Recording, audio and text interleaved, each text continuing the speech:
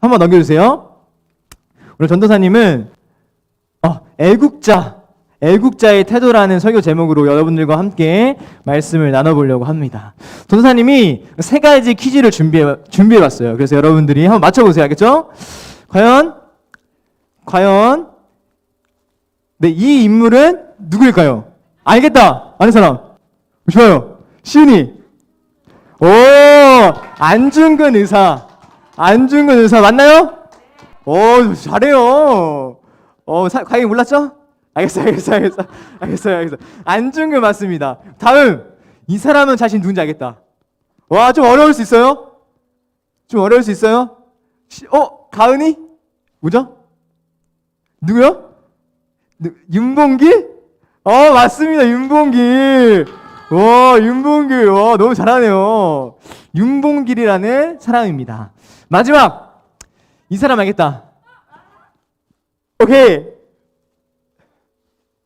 서희. 맞죠, 서희. 유관순. 맞아요. 유관순 열사. 맞습니다. 전도사님이 다시 처음부터 기억해볼까요? 첫 번째 누구였다고요? 두 번째. 세 번째. 유관순. 이 세 사람의 공통점은 그러면 뭐가 있을까요, 여러분들? 독립운동가이다. 똑똑이들만 모아놨네, 여기.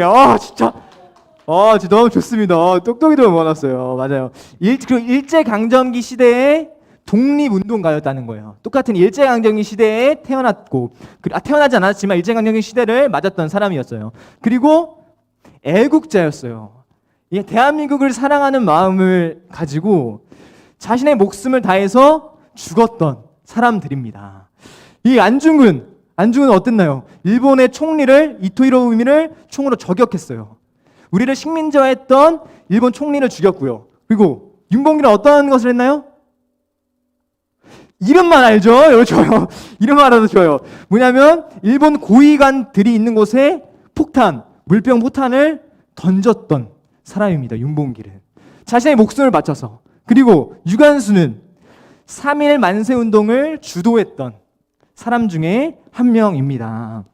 우리는 이렇게 이 사람들의 세 가지 특징을 한번 찾아보았습니다. 이 사람들은 모두 우리의 역사책에서 볼 만큼의 사람들이고, 그리고 자신의 나라를 빼앗긴 슬픔에 힘들어했고, 그리고 나라를 사랑하는 마음으로 열심히 독립을 외쳤던 사람들입니다. 이 사람들 다 역사책에서 봤죠? 역사책에서 봤을 거예요. 그래서 이 사람들의 이해를 들으면서 그때는 그랬구나. 이 사람들이 있었기에 지금 내가 이렇게 살아갈 수 있구나 라는 생각이 들 것입니다. 그런데 오늘 본문 말씀에서도 이 나라를 잃어버린 사람들이 있었어요. 나라를 잃어버린 사람들이 있었는데 오늘 시편 말씀이 그 말씀입니다. 이스라엘 백성들도 나라를 잃어버렸어요. 이 바벨론이라는 적군이 있었는데 그 적군이 이스라엘 백성들이 너무 많은 죄악을 저질러서 이스라엘 백성들을 포로로 잡아갑니다.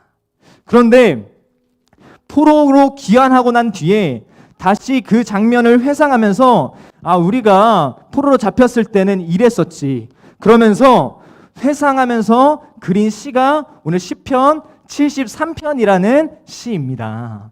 분명히 독립운동가, 일제강점기도 그렇고 포로로 된 이스라엘 백성들도 모두 다 어려운 시기를 겪었다는 거예요. 그래서 오늘 본문 말씀을 통하여 우리가 어려운 상황 가운데 있을 때 우리는 어떠한 마음을 품어야 할지에 대해서 오늘 본문 말씀을 통해 여러분들과 함께 말씀을 나눠보려고 합니다. 우리 첫 번째 같이 한 목소리로 읽어보도록 하겠습니다. 시작!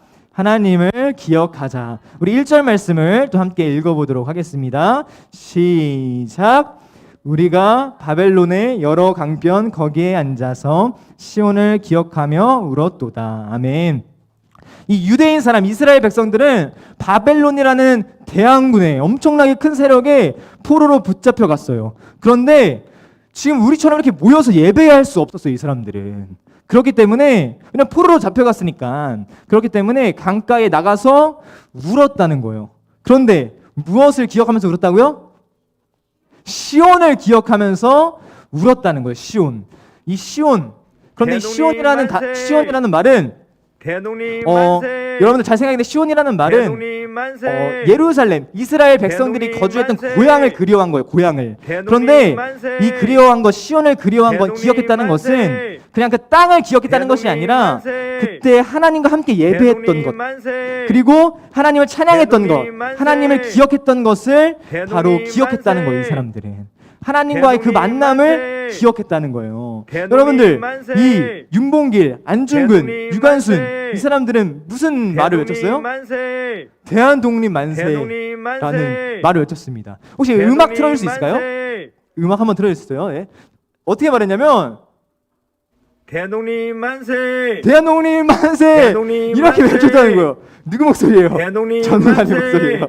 전우사님 목소리예요. 대독님 네, 만세. 이렇게 외쳤다는 거예요. 대한독립 만세. 대독님 만세. 근데 왜 이렇게 외쳤을까요? 왜 외쳤던 거예요? 자신의 목숨을 다해가면서도 왜 이렇게 외쳤던 것일까요? 뭐라고요? 나라를 구하기 위해, 그리고 고향을 그리워했기 때문에.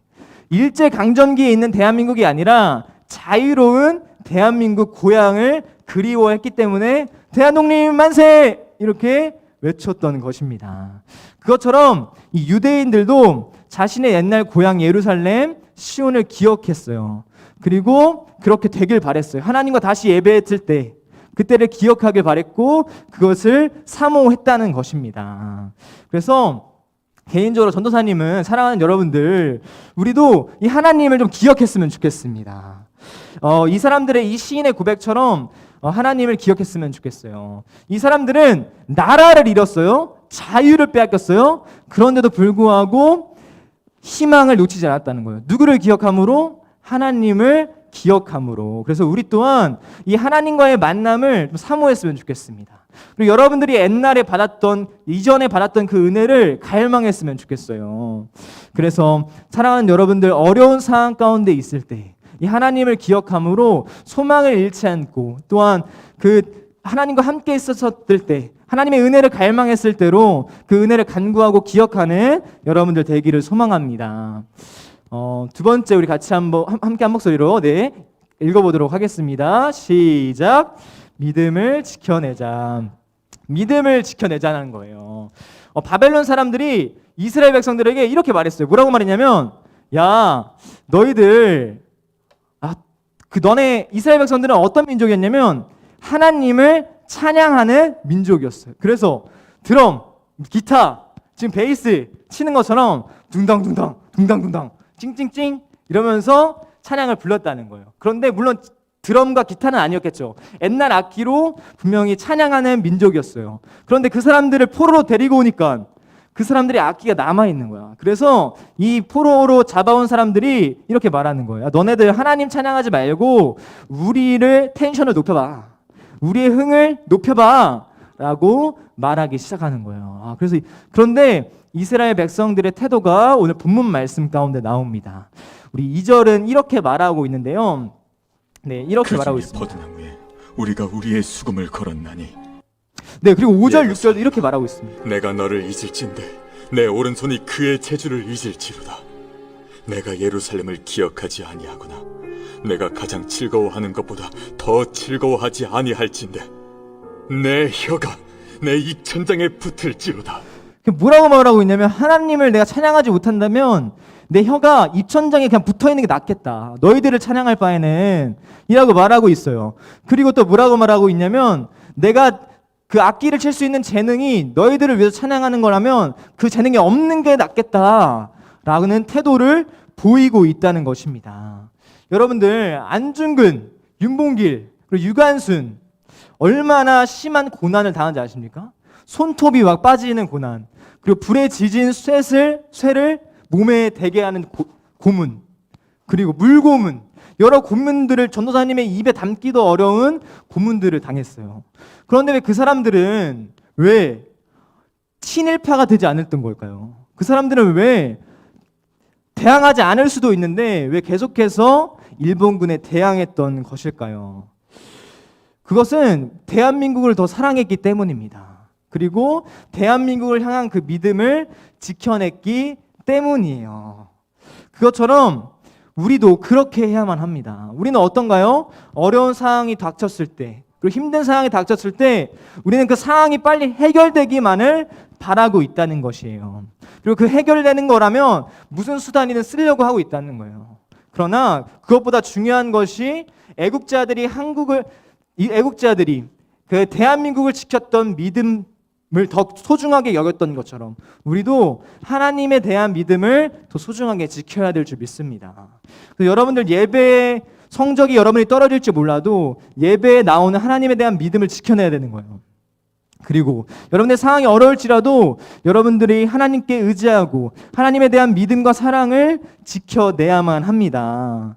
사랑하는 여러분들, 우리가 어떠한 상황에 처하든지 우리는 하나님에 대한 사랑을, 하나님에 대한 믿음을 지켜내야만 합니다. 그리고 그것을 더 소중하게 여겨야 합니다.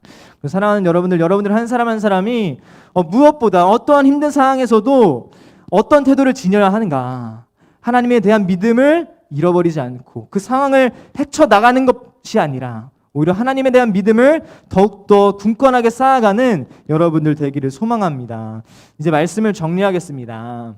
윤봉길 의사, 또 안중근 의사, 그리고 유관순 열사, 이 사람들은 그렇게 열심히 대한민국을 지켜냈어요. 그래서 1945년 8월 15일 광복이라는 대단한 광복절을 맞이합니다.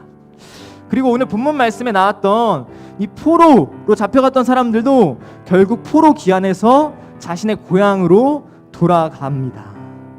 사랑하는 여러분들, 어려운 상황 가운데 처해 있는 사람들이 있나요? 아니면 아픈 상처로 인하여 고민하고 힘들어하는 사람들이 있나요?